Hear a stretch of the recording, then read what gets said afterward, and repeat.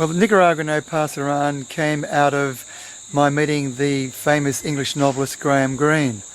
And he told me in 1981-82 that he thought there was something exciting that wasn't getting any publicity happening in Nicaragua.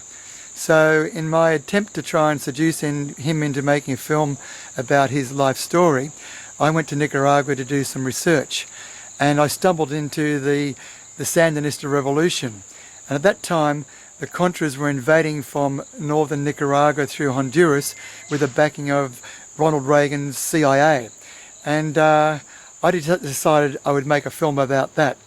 As it happened, Graham Greene felt too old and felt too disillusioned with life to come on board for that film.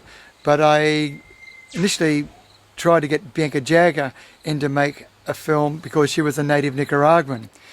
We're all set to go down to Nicaragua from New York. We toasted with champagne the success of the film on Bianca's balcony in CBD of New York.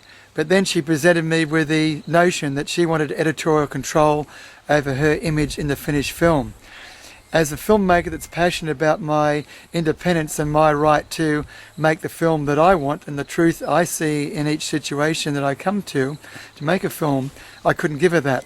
So somewhat dejectedly, with my cameraman and my sound recordist and my girlfriend at the time who's a production manager, we set sail for Nicaragua with the $35,000 that I had in my bank account after a hard-fought sale of Frontline, the first film that I'd made.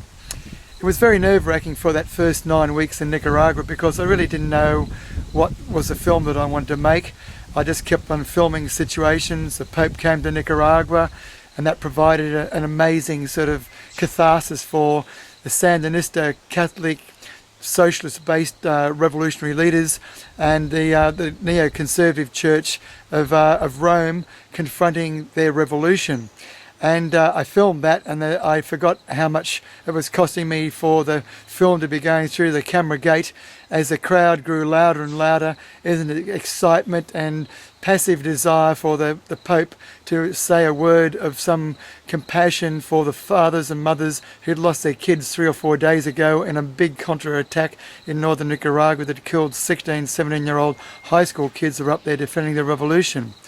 Then finally I got the involvement of Thomas Borge, the pint-sized Nicaraguan Sandinista leader, the only survivor of the Sandinista Frente that in the 60s had formed a clandestine front of students and peasants and guerrillas, urban guerrillas, fighting against Somoza. And he was the only survivor of that. He agreed to be the central character of my film. So as a result of that, Nicaragua No Pasaran was born in the editing room, first in Paris, and then when I fell out with the editor, I brought it back to Australia to work with my long-time committed and friend Stuart Young to edit the film. And I don't know why. I do have some idea, I guess, why that film resonates with Latin American audiences and audiences that are sympathetic to third world revolutions.